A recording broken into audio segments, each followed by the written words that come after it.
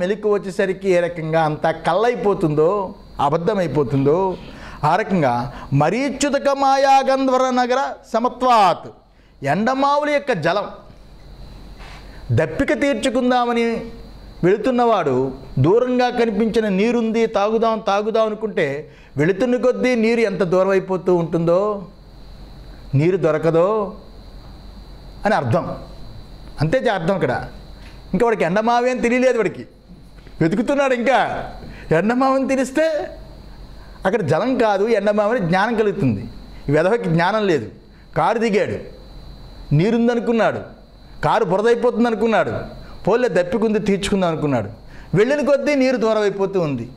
ఎండమావులు యందు నీరు ఏ రకంగా వాడికి ఆశని కల్పిస్తుందో, కలలో ఉన్న స్వప్నాలు ఏ రకంగా అవి ఫలిస్తాయా స్వప్నం యొక్క చంద్రిక అని ఉంది.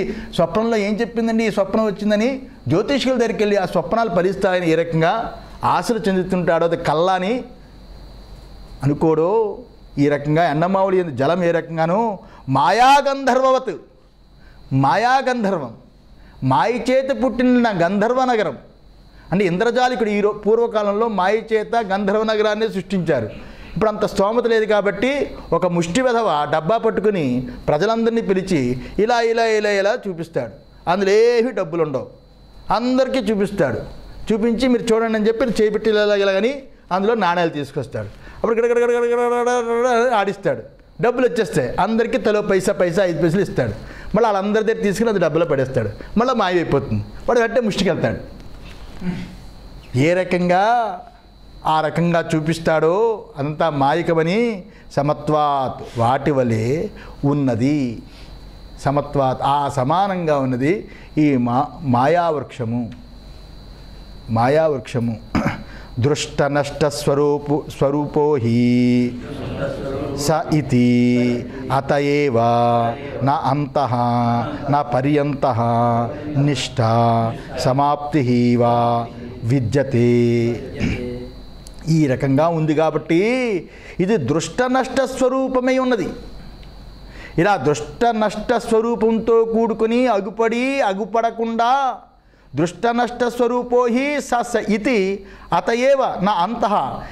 ఈ దృష్ట నష్ట స్వరూపం అంటే అగపడకుండా నీరు చూస్తే అగుపడుతుంది, ముందుకు వెళ్ళిపోతే కనిపించటం లేదు, వెనక్కి వెళ్ళిపోతూ ఉంది.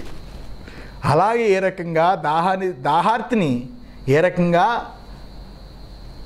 మాయ కప్పేస్తూ ఉంటుందో, కళ్ళు బాగోలేవంటే చత్వారు ఉన్నా అన్నీ మనం టెస్ట్ చేసుకున్నాం, చూస్తే మాత్రం దొరికిపోతున్నాం. కనబడకుండా ఏ రకంగా ఆ రకంగా ఉంటుందో ఆ రకంగా పోయేది ఈ అశ్వత్థ వృక్షము. కనబడకుండా దుష్టరస్త స్వరూపంతో కూడుకున్నది. అందుకే దీనికి నా అంతః, దీనికి అంతం లేదు.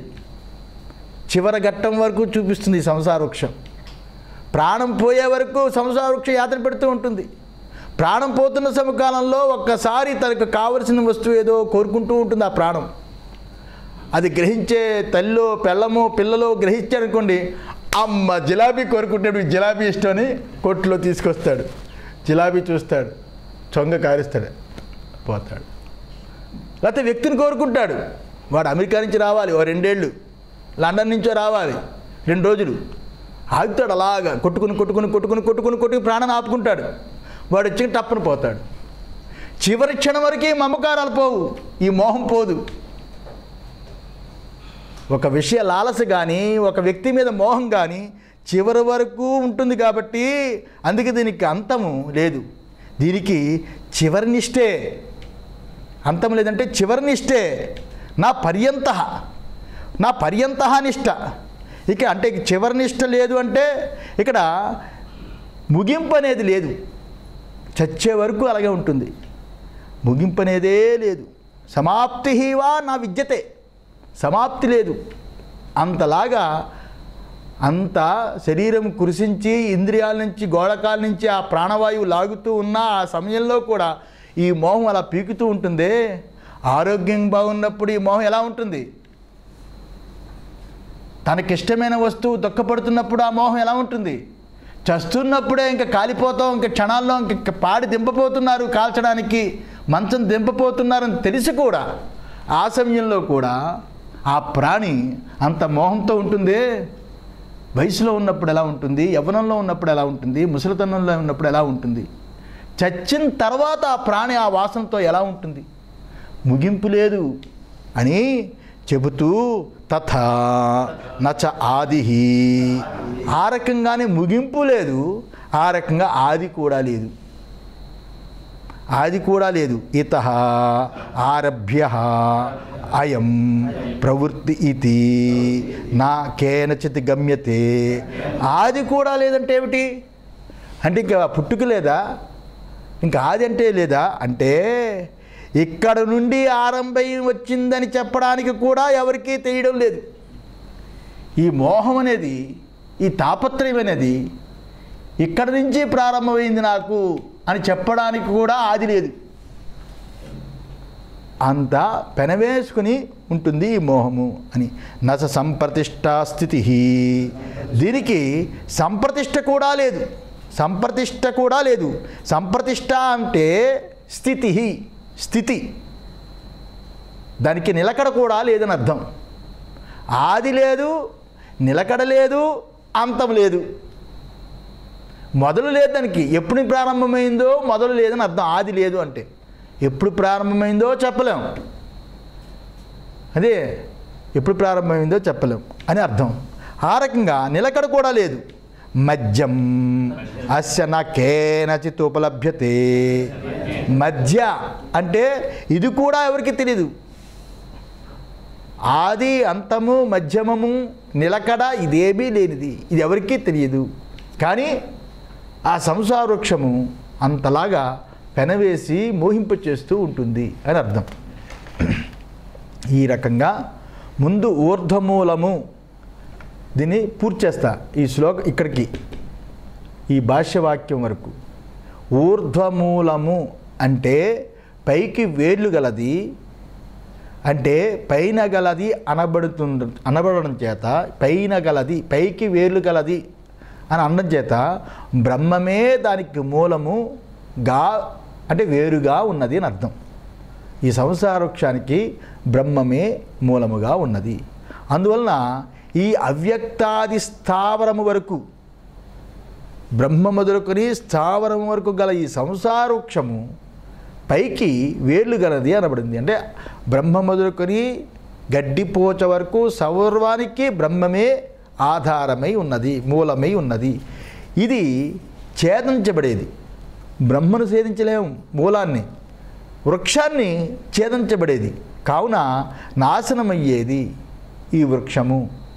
అందువల్లే నాశనమయ్యేది, ఛేదించబడేది కాబట్టి వృక్షము అని చెప్పబడింది. ఎడతెగక కలుగుతున్న జన్మ మరణ శోకాదులు ఏవైతే ఉన్నాయో అనేక అనర్థాల రూపమైనది ఈ సంసార వృక్షము. ఎడతెగక లేనిది, ఆది అంతము మధ్యమము లేని, ఎడతెగక లేనిది ఈ సంసార వృక్షము.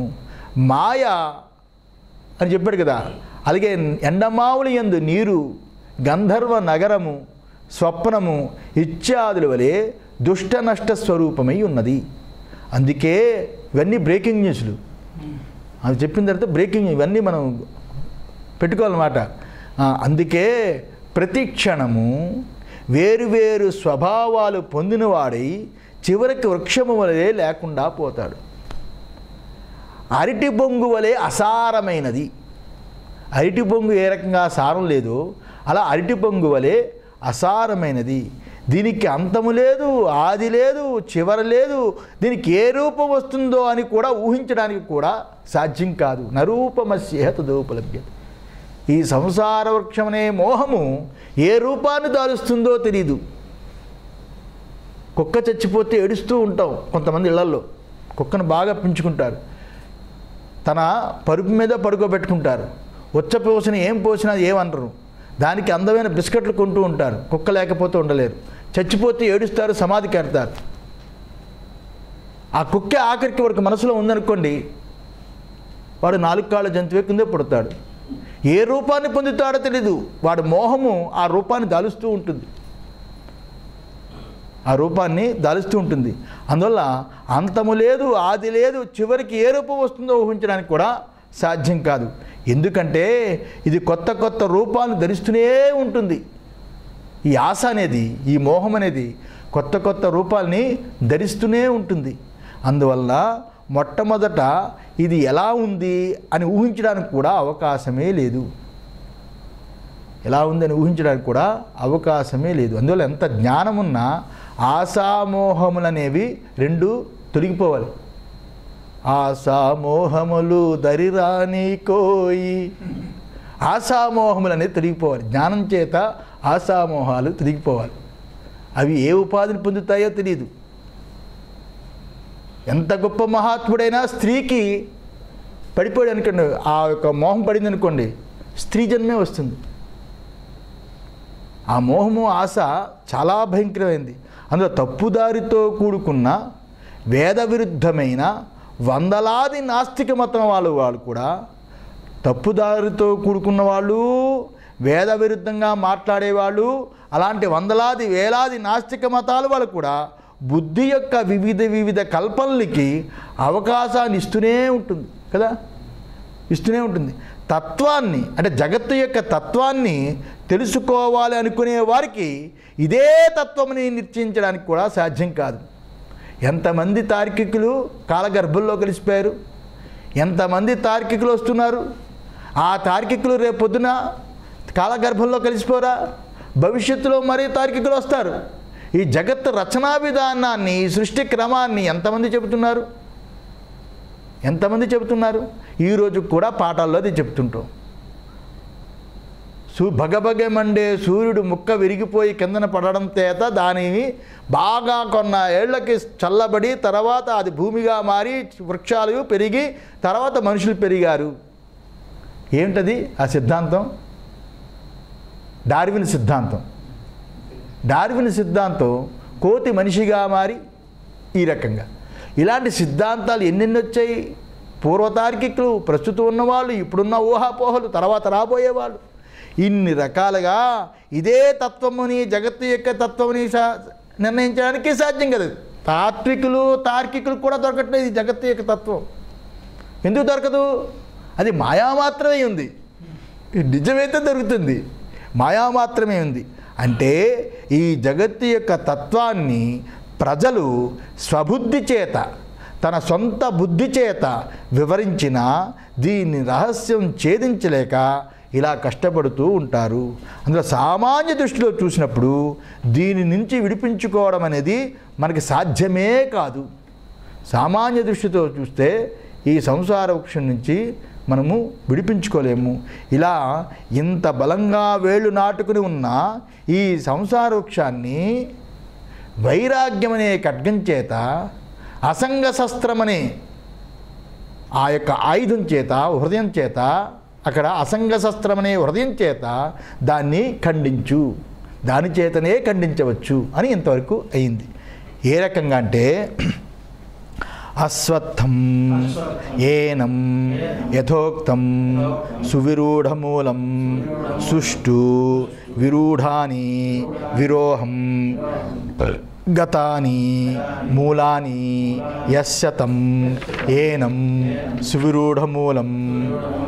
అశ్వత్థం ఏనం యథోక్తం సవిరూఢమూలం సుష్టు విరాడాని విరోహం. అంటే ఇక్కడ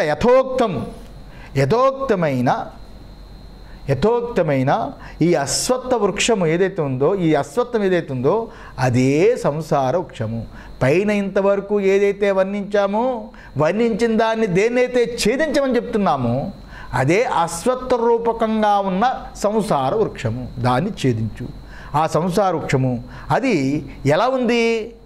సువిరూఢమూలం సుష్టు విరూఢాని విరోహం. అంటే బాగా గట్టిగా చక్కగా పాతుకొని ఉన్న వేళ్ళు గలది. అలాంటి వేళ్ళు గలది ఏదైతే ఉందో అట్టి సువిరూఢమైన మూలమైన వృక్షాన్ని సువిరూఢ మూలమని అంటారు. సువిరూఢ మూలమని అంటారు. ఎక్కువగా వ్యాఖ్యానం చేస్తున్నాను, మీకేమి సువిరూఢ మూలమని అంటారు. ఎందుకంటే అవిద్యా కామకర్మలు ఏవైతే ఉన్నాయో అవి వ్యాకృత అవ్యాకృత రూపంలో స్థితికాలమందు ప్రళయకాలమందు తోస్తుంది.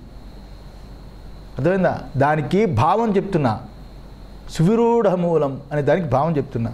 ఇక్కడ అవిద్యా కామకర్మలు ఏవైతే ఉన్నాయో అవి వ్యాకృతము అవ్యాకృత రూపాలతో స్థితికాలం యందు ప్రళయకాలం యందు తోస్తూ ఉంటాయి కదా.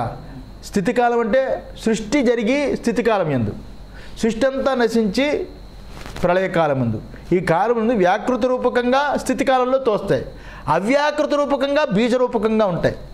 మనం చస్తే బీజరూపకంగా ఉంటాయి, బతికితే వ్యాకృతంగా ఉంటాయి కదా.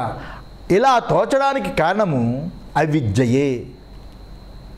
అవిద్యయే అంటే తప్పు తెలివి, తెలియనితనము, సత్యం తెలియకపోవడము, ఉన్నది ఉన్నట్టుగా తెలియకపోవడము అనేది అవిద్యకి అర్థాలు. ఈ అవిద్యాదులతో పుట్టినదై విజ్ఞాన శక్తి, క్రియాశక్తులు అనబడే రెండు శక్తులు గల అపరబ్రహ్మ ఎవడైతే ఉన్నాడో వాడే హిరణ్యగర్భుడు. ఈ అవిద్య చేత పుట్టే మొట్టమొదటి వాడు ఎవడంటే అపరబ్రహ్మ అనేవాడు హిరణ్యగర్భుడు. ఈ అజ్ఞానం చేత పుట్టినవాడు. ఈ హిరణ్యగర్భుడు అనే మొదట మొలకై ఉన్నది, అదే మొలకై ఉన్నది. సకల ప్రాణుల వేరువేరు లింగ శరీరములనే కాండ ఉన్నది. హిరణ్యగర్భుడు మొట్టమొదటి మొలక. ఈ అవిద్య చేత, తప్పు తెలివి చేత, తెలియనితనం చేత, సత్యం తెలియకపోవడం చేత ఇంత జగత్తు ఉంది కదా, జగత్తుని పుట్టించడానికి ఎవడో ఒకడు ఉండాలి. కుండలు ఉన్నాయంటే కుండలు పుట్టించడానికి కారకుడు కులాలుడు ఉన్నట్టు ఈ నామరూపాత్మకమైన జగత్తును పుట్టించడానికి ఎవడో ఒకడు ఉండాలి అంటే వాడే హిరణ్యగర్భుడు అని కర్మకాండ బోధిస్తూ ఉంటుంది. అతనే అపరబ్రహ్మ అని చెప్తుంది, అతనే చతుర్ముఖ బ్రహ్మ అంటుంది. ఈ రకంగా ఎవడైతే ఉన్నాడో వాడు మొలకై ఉన్నాడు. అవిద్యకి మొలక ఆయనే. అలాంటి సకల ప్రాణులకి వేరువేరు లింగ శరీరాలు ఉన్నాయి, సూక్ష్మ శరీరాలు. ఆ సూక్ష్మ శరీరాలే కాండలై ఉన్నాయి. వాటి యొక్క ఆశలనే నీళ్ల చేత బాగా పెరిగినదై ఉంది. అది ఆశలే వాటికి నీరు. మొలక లేదంటే చతుర్ముఖ బ్రహ్మ, కాండం ఏదంటే సూక్ష్మ శరీరం. బుద్ధి విషయాలు, ఇంద్రియ విషయాలు ఏవైతే ఉన్నాయి, ఇంద్రియ విషయాలు అవి చిగుళ్ళు. శృతులు స్మృతులు న్యాయముల చేత బోధింపబడిన విద్య ఏదైతుందో ఆ విద్య అనే ఉపదేశమునే ఆకులు గలదై ఉన్నది. శృతులు స్మృతులు ఇవన్నీను యజ్ఞము, దానము, తపస్సు మొదలగు కర్మల్నే సొగసైన అందమైన భాషలో అవి ఎక్కువ పువ్వులు గలదై ఉన్నది. యజ్ఞాలు, యాగాలు, క్రతువులు, తపస్సులు ఇవన్నీ కూడా కర్మలు సొగసైన పువ్వులతో కూడుకుని ఆహ్లాదం కలిగిస్తూ ఉంటాయి. అలాంటి సుఖదుఖాలు అనుభవాన్నే సుఖము దుఃఖము అనే అనుభవాలు ఏవైతే ఉంటాయో అలాంటి అనుభవాలు రసాలై ఉన్నాయి. సుఖము దుఃఖం అనే అనుభవాలు రసాలై ఉన్నాయి.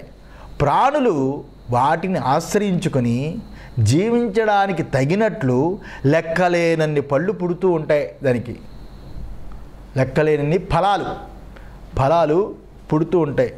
ఆయా ఫలాల చేత ఆశ అనే నీటిని పొయ్యడం చేత ఆ చెట్టు ఇది బాగా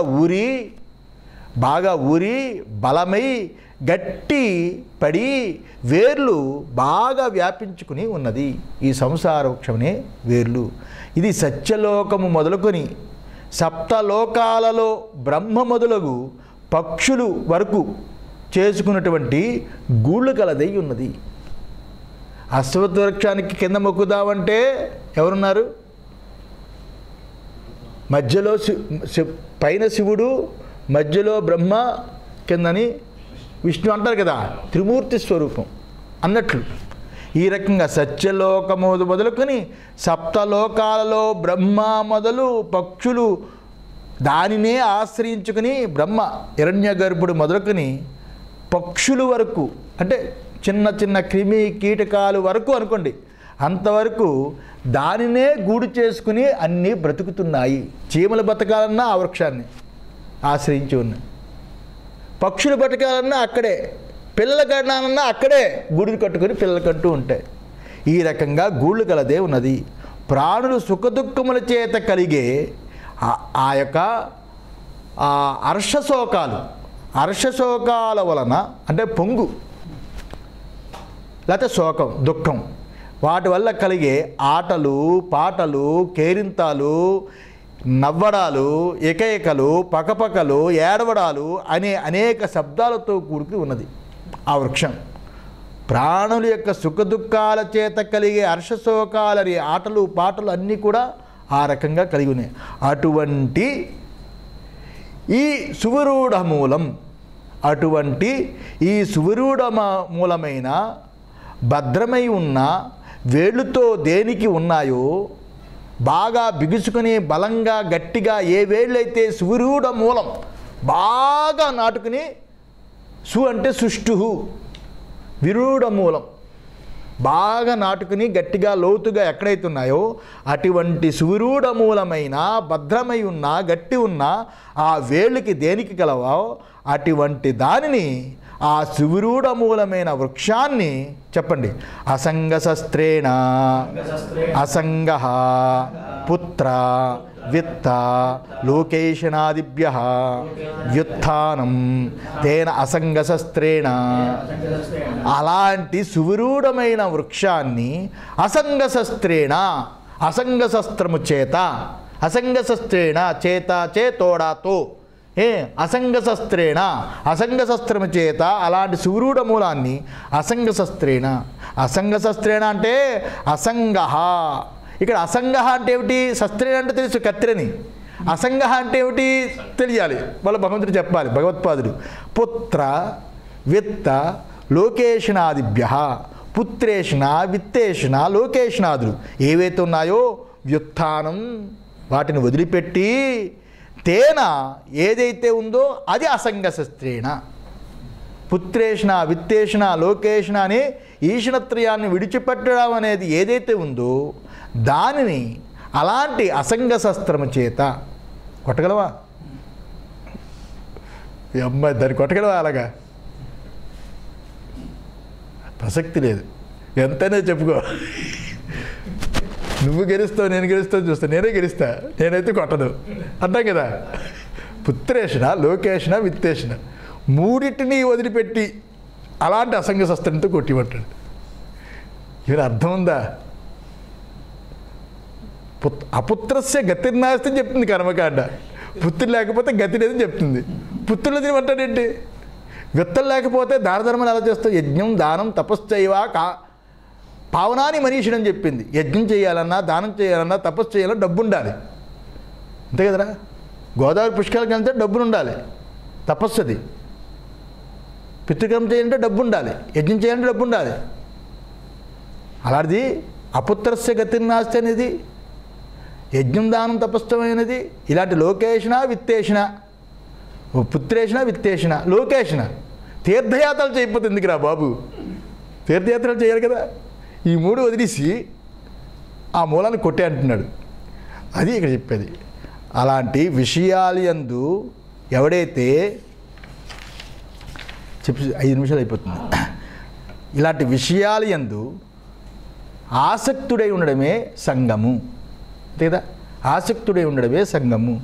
విషయాలు యందు రాగము, ఆ రాగము లేకపోవడం అనే అభావం, అభావము అసంగమని చెప్తారు. దాన్నే విరాగము అని అంటారు. దానినే విరాగమని అంటారు. అంటే తీవ్రమైన మోక్షేచ్ఛ, మోక్షేచ్ఛ అని అర్థందా? మోక్షమిచ్చ మోక్షేచ్ఛ, అదే మర్చిపోయాను. మోక్షేచ్ఛ అని అంటారు. సత్యేమిటి అసత్యం ఏంటని సద్వివేక ఏదైతే ఉందో ఆ జ్ఞానం చేత పుట్టినదే వైరాగ్యం. సంసార వృక్షమనే మూలాన్ని అంతా ఎవరైతే అనాత్మని తెలుసుకుంటారో అదే వైరాగ్యం. అది అనాత్మని తెలుసుకోవడమే వైరాగ్యం. అదే శస్త్రం, అదే కత్తి. అటువంటి అసంగమనే పుత్రాది ఈషణత్రయాన్ని వదిలి ఆ శస్త్రము చేత అని అర్థం చెప్తున్నాడు. దృఢేనా పరమాత్మ అభిముఖ్య నిశ్చయ దృఢీకృతేన పునః పునః వివేక అభ్యాస ఆస్మనిశితేన చిత్వా సంసార వృక్షం సబీజం ఉద్ధృత్వా దృఢేన దృఢంగా ఆ పరమాత్మ అభిముఖ్య పరమాత్మ అభిముఖమైన పరమాత్మ అభిముఖ్య అంటే పరమాత్మ అభిముఖ్యమైన అంటే పరమాత్మ వైపు తిరిగి ఆ సువిరూఢ మూలాన్ని సంసార వృక్షమనే సువిరూఢ మూలాన్ని అసంగ శస్త్రమనే దాని చేత చిత్వా దాన్ని ఛేదించి దృఢంగా దృఢేన అంటే భాష్యం చెప్తారు పరమాత్మ అభిముఖ్య పరమాత్మ వైపు తిరిగి నిశ్చయము చేత గట్టి అయిన దృఢీకృతేన గట్టి అయిన భద్రమైన ఆ యొక్క మరలా పునః గట్టి అయిన భద్రమైన మరలా వివేక అభ్యాసం చేత ఒడిపిరి రాయిని రాసినట్లు సాన చేసినట్లు ఒడిపిరి రాతిపై సాన చేసినట్లు ఎవరైతే ఆ అసంగమనే శస్త్రం చేత ఛేదింపజేసి సంసార వృక్షాన్ని బీజసహితంగా పిలికిలించి వేసి అని అర్థం. అర్థమైందా? సంసార వృక్షమని దాన్ని పెకిలించి వేసి ఒడిపిరి రాయి మీద ఏ రకంగా సానపడతామో అస్మనిశితేన అస్మ అంటే రాయి కదా, నిశితేన దాని యందు ఏ రకంగా సానపెడతామో ఏది కత్తిని రాయి మీద పెట్టి కొంచెం నీరు పోసి దానికి ఎలా రాస్తాం, అది అంత జారు అవుతుంది. ఆ జారు చేసినట్టుగా అలాంటి అసంగ శస్త్రైన ఎంత జారవుతుందో అలాంటి జారైనట్లు అంత సూక్ష్మమైనట్లు ఆ రకంగా నీ బుద్ధిలో సువిరూఢ మూలమైన అసస్వత్వ వృక్షాన్ని సూక్ష్మంగా ఎక్కడ కూడా దాని మీద ఏమాత్రం మమకారం మోహం లేకుండా దాని యందు పూర్తి వైరాగ్యమనే అసంగ శస్త్రాన్ని ఉపయోగించి వివేక అభ్యాసం చేత మరలా దాన్నే సానపెడుతూ వివేక అభ్యాసం అనే దానితో సానపెడుతూ ఆ సానపెట్టే అసంగ శస్త్రం చేత దాన్ని ఛేదించేయి. దీన్ని సంసార వృక్షాన్ని ఛేదిస్తే మళ్ళీ మొలకొస్తుందండి బాబు, బీజసహితంగా పిలికివేసేయి. బీజసహితంగా బీజం ఉద్ధృత్వ బీజసహితంగా పిలికేయి. కిందను కొట్టేకు, కింద నుంచే తీసేయి, బీజసహితంగా తీసేయి. దృఢేన అంటే మాటికి విషయాలు యందు ఇక్కడ విషయం ఏమిటో చెప్పింది. వివేక అభ్యాసేన అంటే ఇక్కడ దుఃఖదోషాలు దర్శనం అని చెప్పాడు అందులో 13వ అధ్యాయంలో. ఇక్కడ దృఢేన అంటే మాటికి విషయాలు యందు దోష దర్శనం చేత విషయాలు బంధింపచేసేవి అని దోష దర్శనం చేత వాటిని తెలుసుకొని దానిచే కలిగే తీవ్ర మోక్షేచ్ఛ చేత నిరంతరంగా శ్రవణ మననాదులనే వివేక బలం చేత దృఢమైన దాని చేత అనేక నానా రకాలతో కూడుకున్న వాసన చేత జటిలమైన దానిని అంటే ఈ సంసార వృక్షాన్ని ఈ సంసార వృక్షం అంటే పుత్రేషణ విత్తేషణ లోకేషణ అనే ఈషణ అంటే పుత్రులు వదిలిమని వీటి వదిలిమని కాదు, ఈషణ వాటి యందు కోరిక వదిలి ఆ అసంగ వాడి మీద నాకు కోరిక లేదండి, వాడు పిలిస్తే నేను అమెరికా వెళ్తున్నాను, నాకేం వాడి మీద కోరిక లేవండి, ఇదో అడ్రస్ అదొకటి. కోరిక లేనప్పుడు ఇంకెందుకు? అయితే లోకేషన్ అవన్నీ వదిలి ఆ అసంగమనే శస్త్రము చేత ఛేదించి సంసార వృక్షాన్ని సబీజముగా, ఇందులో ఎంతో పెద్ద మాట ఉంది, సబీజముగా తొలగించి, సబీజం ఏంటి, బీజం ఏంటి అక్కడ, నేను పుట్టేవాడిని, నేను పుట్టేవాడిని, నేను చచ్చేవాడిని, నేను ఫలానా గోత్రీకుణ్ణి, నేను ఫలానా గోత్రీకుణ్ణి, ఈ ప్రపంచంలో నేను పుట్టాను, ఈ ప్రపంచంలో నేను పుట్టాను, నేను పుట్టేవాడిని, నేను చచ్చేవాడిని, నాకు కన్ఫర్మ్. డేట్ ఆఫ్ బర్త్ నాకు తెలుసు, డేట్ ఆఫ్ డెత్ నాకు తెలియపోయినా చచ్చిపోతాను నాకు తెలుసు. అది ఒక cinema dialogue. Date of death, ఈ ప్రపంచంలోనే నేను ఉన్నాను, ఈ ప్రపంచంలో నేను ఉన్నాను కాబట్టి ఈ ప్రపంచం బాగోగులు నేను చూడాలి అని దాన్ని తెలుసుకోవడం. ఈ ప్రపంచంలోనే ఉన్నాను, లోకాలు లోకాంతరాలు తిరిగేవాడిని అనే అవిద్యా బీజం, ఆ బీజం యొక్క వాసనలు సమూలంగా వదులుకొని అని అర్థం. స బీజం ఉద్ధృత్వ అంటే అది బీజం అని వదులుకొని, తతపదం తత్పరిమార్గితవ్యం యస్మిన్ గతాన నివర్తంతి భూయః తమేవ చాద్యం పురుషం ప్రపద్యే యత ప్రవృత్తి ప్రసుతా పురాణి. తతపదం తత్పరిమార్గితవ్యం, ఆ తరువాత ఏ పదవిని పొందిన తర్వాత అలాంటి వైరాగ్యంతో సబీజంగా సమూలమైన సువిరూఢ మూలమైన ఆ వృక్షాన్ని ఛేదించిన ఆ వివేకి, ఆ ముముక్షువు, ఆ జిజ్ఞాసి అలా అయిన తరువాత ఏ పదవిని పొందిన తర్వాత యస్మిన్ గతాని నివర్తంతి భూయః, అలా ఛేదించిన వాడు ఏ పదవిని పొందిన తర్వాత మళ్ళా తిరిగి రాడో, మళ్ళా పునర్జన్మ ఉండదో, మళ్ళా పుట్టడో, ఆ పరమపదాన్నే వెతకవలను. భూయః అలాంటి తమేవ చాద్యం పురుషం ప్రపద్యే యతః ప్రవృత్తి ప్రసుతా పురాణి. అనాది అయిన ఈ సృష్టి ప్రవృత్తి ఎవరి చేత కలుగుతుందో ఆ ఆద్య పురుషుణ్ణి ఆశ్రయించవలను, వాడినే శరణు పొంది ఉండవలను, వాడినే శరణు పొంది ఉండాలి, వాడినే శరణు పొంది వెతకాలి. సారీ, ఉండాలి కాదు, వాడినే శరణు పొంది వెతకాలి. వెతకాలి అంటే అన్వేష్టం, వెతకాలి అంటే తెలుసుకోవాలి. సో అన్వేష్టితవ్య. దీని గురించి రేపు ఇంట్రడక్షన్ చెప్పి తర్వాత భాష్యం చెప్తా. ఓం సహనా భవతు సహనో భునక్తు సహ వీర్యం కరవావహి తేజస్వినావహి తమస్తు మా విద్విషావహి. ఓం శాంతి శాంతి శాంతి. బాగుందా?